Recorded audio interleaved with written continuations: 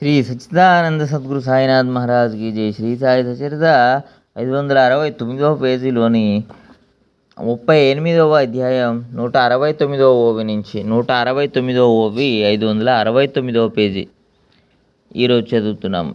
నిత్యం నియమంగా నైవేద్యాలను వడ్డించడం వారి పని. వారు ఆ పనిని పరమ ప్రేమతో శ్రమపడి చేసేవారు. మల్లె మొగ్గల వంటి మంచి సన్న బియ్యపు అన్నం, పైన పసుపు పచ్చని కందిపప్పు, ఆ పైన గరిటతో అందరికీ గుమగుమలాడే నెయ్యి వడ్డించేవారు. వడ్డిస్తుంటే సువాసనలు గుబాలించేవి. అలా ఆనందంగా పచ్చళ్ళతో సహా వడ్డిస్తుంటే అక్కడ అపక్వమని, అరుచికరమని అనిపించగా యథేచ్ఛగా భోజనం చేసేవారు. ఆత్మానందమనే సేమియా, భక్తి ప్రేమలనే ఒడియాలు వగైరాలను సేవించడానికి తప్ప శాంతి సుఖం అనుభవించని వారు ఎవరు భోజనానికి రాగలరు?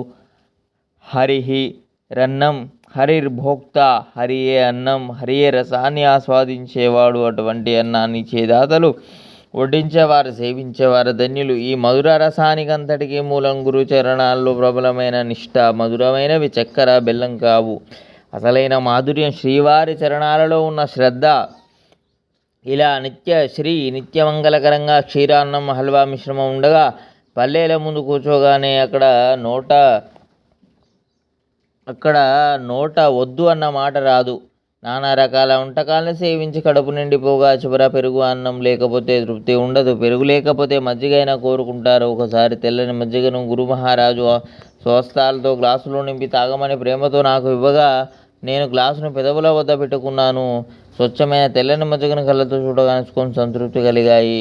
నోటికి అందాక మరీ ఆనందం కలిగింది.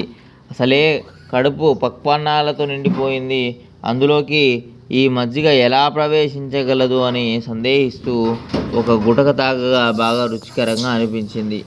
అలా సంకోచిస్తున్న నన్ను చూసి బాబా ఎంతో వాత్సల్యంగా అంతా త్రాగేసేయని అన్నారు.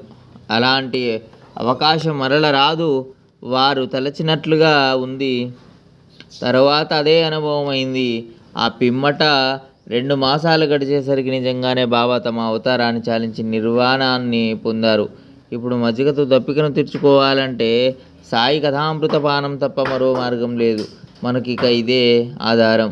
ఏమాడు సాయినాథునకు శరణొచ్చి సాయి స్పర్శనకు తెచ్చిన తర్వాతి కథను మనవి చేస్తాడు. శ్రోతల శ్రద్ధ వహించాలి. స్వస్తి. శ్రీ సంత సజ్జన ప్రేరితము భక్త హేమాడ్ పంతు రచితమైన శ్రీ సాయి సమర్థ చరిత్రంలో వంటపాత్ర వర్ణనము 38వ అధ్యాయం సంపూర్ణం. శ్రీ సద్గురు సాయిని ఆధారపరమస్తు. శుభం భవతు.